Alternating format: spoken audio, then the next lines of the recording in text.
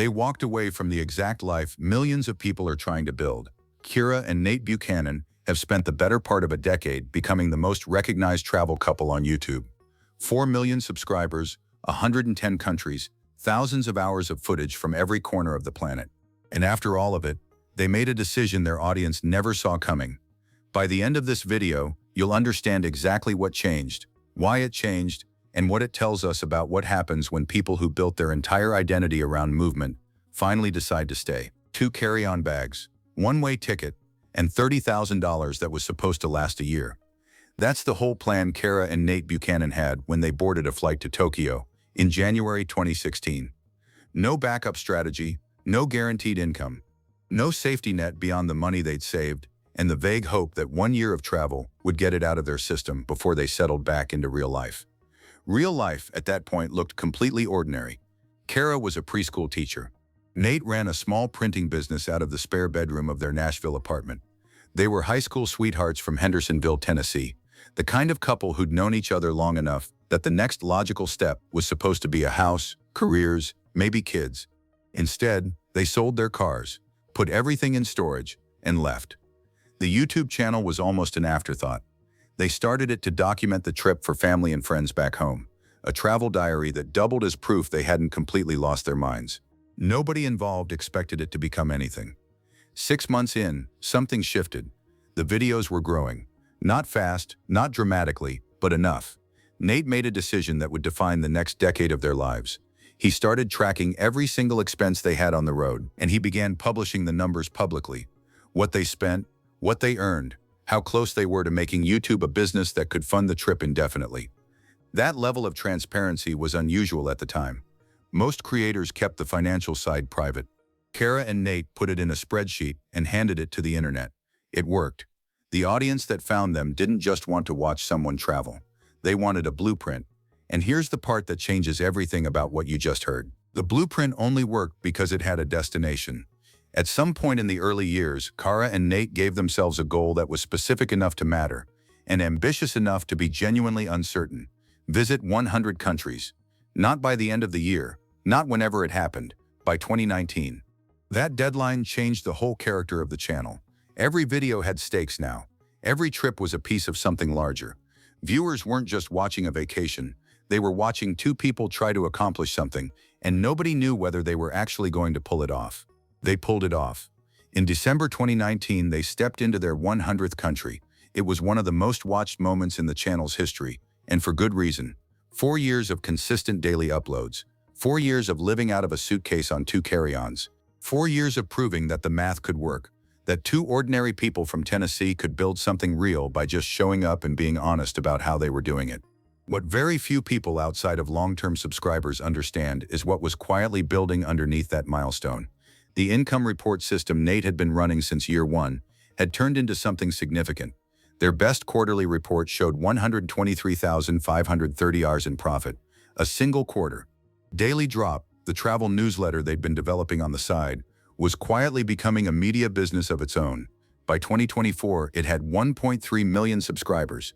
FareDrop, the flight deal app they built around their points hacking knowledge, had been folded into an expanded platform called Daily Drop Pro. The channel was the front door, but the business had grown into a lot more than a YouTube channel. And then the pandemic arrived, and the whole thing had to be rebuilt from scratch. What happened next is the reason this story spread across the internet. When international travel shut down in 2020, Kara and Nate did something a lot of travel creators couldn't manage. They adapted fast. They bought a converted Sprinter van for $40,000 and spent 2 years driving across the United States. Van life content, state-by-state exploration. The audience pivoted with them. It wasn't the global adventure machine the channel had been, but it kept the community together during the period when nobody was going anywhere. What the van years revealed, though, wasn't just that Kara and Nate could handle a pivot. It was that Nate had discovered something he hadn't known about himself. He liked physical suffering, in the way certain people genuinely do. During that period, he and his brother Dusty biked across Colorado. It was hard. It was uncomfortable. He loved it. That experience planted a seed that would completely reshape the second half of their channel. By the time international travel reopened and they moved back into their suitcases in 2022, Kara and Nate were no longer the same channel they had been before the pandemic. The desert-centered country goal was done. The daily upload machine was gone. The new version of the channel was looser, more personal, and increasingly built around physical challenges that had nothing to do with airport lounges or flight deals. Nate was evolving into something closer to an endurance athlete than a travel vlogger. And Kara was beginning to navigate something that had nothing to do with any of it. Most people who know this story stop here. But the real story starts right now. Around 2023, Kara was diagnosed with epilepsy. She didn't hide it. She and Nate documented it openly, the way they had always documented the hard parts of their life, with specificity, with honesty, and without the kind of dramatic framing that would make it feel like content rather than life. It wasn't a crisis video. It was just the truth of what was happening. Managing epilepsy as a full-time traveler is genuinely complicated. The medication side of it requires stability that a life lived across time zones, airports, and unfamiliar environments doesn't easily provide. In November 2025, Kara released a 2-year update on her epilepsy journey, filmed during a road trip to Moab, Utah, where Nate was preparing for the biggest physical challenge he'd ever attempted. That juxtaposition was very intentional and very Kara and Nate. Her health update and his race preparation, side by side, like two halves of what the channel had become. The epilepsy diagnosis didn't stop them from traveling, but it added weight to conversations they were already starting to have about what the next chapter looked like. Conversations about sustainability, about bodies, about what a life built entirely around constant motion actually costs. Those conversations had a specific context that their audience had been watching unfold in real time. Because the question of family, of whether Kara and Nate would ever slow down enough to start one, had been hanging over the comment section for years. The number that came next, nobody who followed this channel expected it. In January 2026, Kara and Nate published their annual life update video. They do these every year. The format is consistent. Travel stats, channel numbers, personal updates, plans for the year ahead. The 2025 version was the one where they'd signaled, carefully, that something was shifting. The 2026 version made it explicit. They were slowing down. After nearly a decade of uploading at a relentless pace, at their peak, this was a channel producing content multiple times a week, built on the expectation of consistency. They announced they were moving to a bi-weekly upload schedule. 2 videos a week had become the standard expectation. Bi-weekly means twice a month. They had also, in early 2025, bought a house in Colorado. For a channel whose entire identity was built around owning nothing, living out of a suitcase, having no fixed address, and proving that permanent motion was possible, buying a house was not a small thing. It was, for the long-term audience, a symbolic line. The couple who had sold their cars and put everything in storage in 2016 now had a mortgage. The stated reasons were layered. Kara's epilepsy management needed stability. The business, Daily Drop Pro, the newsletter empire they'd quietly built around travel hacking, had grown to the point where it needed a home base more than a full-time traveler did. And the conversation about starting a family, which had been publicly discussed and carefully handled, had become something more concrete. Reporting from early 2026 indicated they had been weighing starting a family, with Kara's epilepsy medication management a central factor in that planning. And if you think that was surprising, stay with me, because this next part is why the whole story matters. Slowing down is not stopping. That distinction matters, because the reaction in the comments to Kara and Nate's 2026 life update ranged from genuine celebration to something approaching grief. Long-term subscribers who had followed them since Tokyo, since the daily vlogs, since the 100-country countdown, felt the shift viscerally. The channel had been a constant for nearly 10 years. The pace was part of the identity. But Kara and Nate had never sold a dream that required them to stay still. They sold a dream that required them to keep moving. And in 2026, moving had a different shape. Nate's 7-continent ultramarathon goal was still in motion. The plan, run a 100-mile or longer race on every continent. He'd crossed off multiple continents already. The next major milestone on the list was Antarctica. Specifically, a Guinness World Record attempt tied to endurance racing on the 7th continent.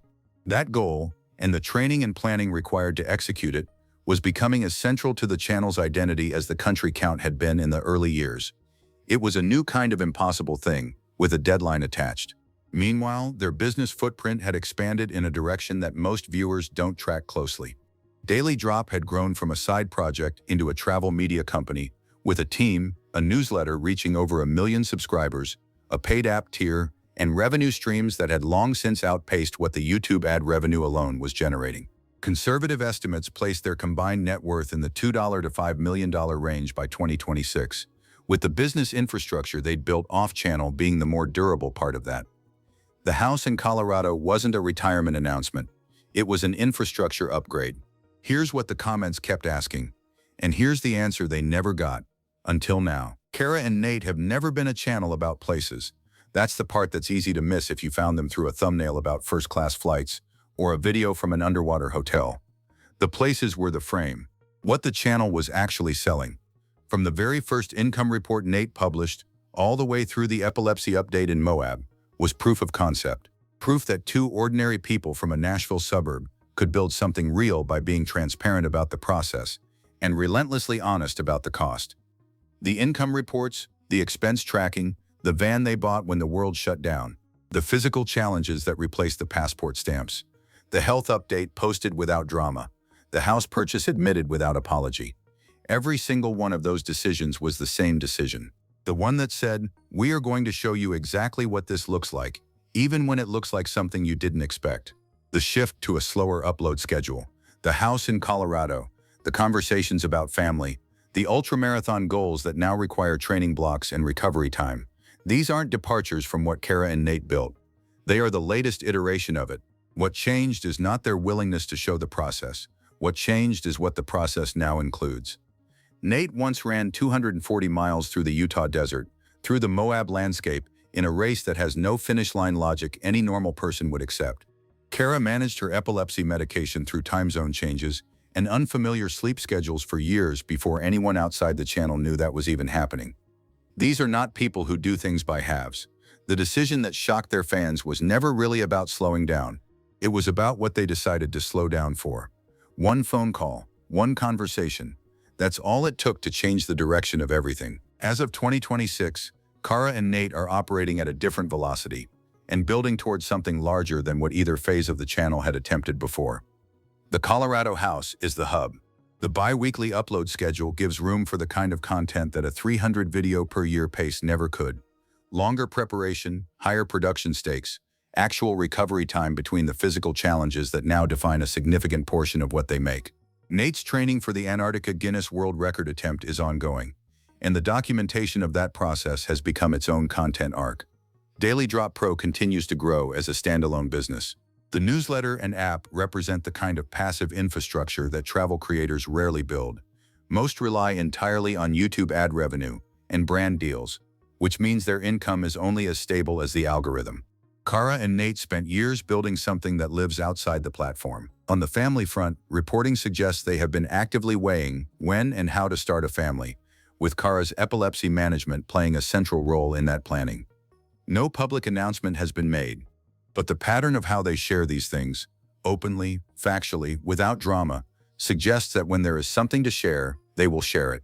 What they have already shared is this: the life that shocked the fans wasn't the one where they stopped traveling. It was the one where they stopped pretending that moving forever was the only way to be free. 9 years and 900 plus videos later, Kara and Nate have arrived at the only place full-time travelers eventually reach. The moment where the road has to justify itself against everything it costs. What comes next is the most interesting chapter of the channel yet. A Guinness World Record attempt in Antarctica. A family decision playing out in real time. A media company that outgrew the van they built it in. And two people who have spent a decade proving that ordinary is a choice, not a given. Here's the question for anyone watching. Kara and Nate built their whole brand on never settling down, and now they have a house, a slower schedule, and real roots in Colorado. Do you think they made the right call, or did they just become exactly what they left Nashville to avoid?